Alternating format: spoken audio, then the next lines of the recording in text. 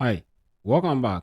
In this lesson of our Markdown series, we are going to learn how to format text in Markdown. And by formatting, I mean how we can create bold and italics in our text. So anytime we are developing a document and you want to make something bold or italic, how do you go about it? So as you can see on my screen right now, to create any text and make it bold, we use the double asterisk sign. So just an asterisk followed by an asterisk, then you write whatever you want to write. So this will be bold. If I do this and I end it with double asterisk, then the text in here will be made bold or will be bolding.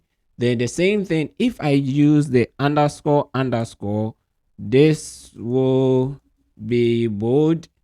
The same thing will be applied to it. If you use just one of them and not two, you are going to have it as italic. So let me demonstrate it for us to see. And I'll use this tool. It is one of my favorite because it's available online and everyone has access to it. You don't need to download. So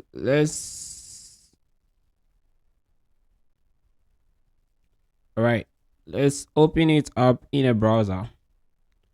Okay, so the first time you open, we have a couple of markdown stuff here, which you may not appreciate, but I'm going to explain everything to you. So for now, you can clear whatever is in here and let's try out something. We said that if I want something to be bold, I type in asterisk, asterisk, and I say, let me try zooming into this so you can see. Okay, asterisk, asterisk, and I write whatever I want to write. Say this will be bold, then end it like that. And as you can see, this has changed to be bold now. The same thing applies if I use underscore underscore and I say this too will be bold, then underscore underscore that. And as you can see, this is bold.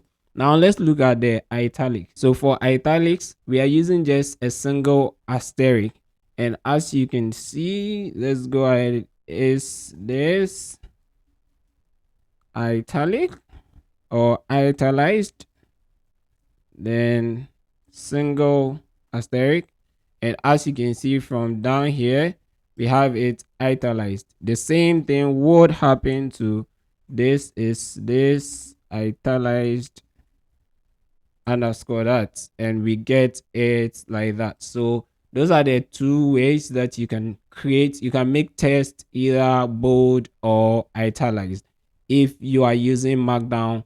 And eventually I'll teach you how to put all of these together, even to create your own PDF. So let me show you a completed version of a PDF that I've created. So this is a PDF that I've created with some of the things that I'm going to be teaching in this series.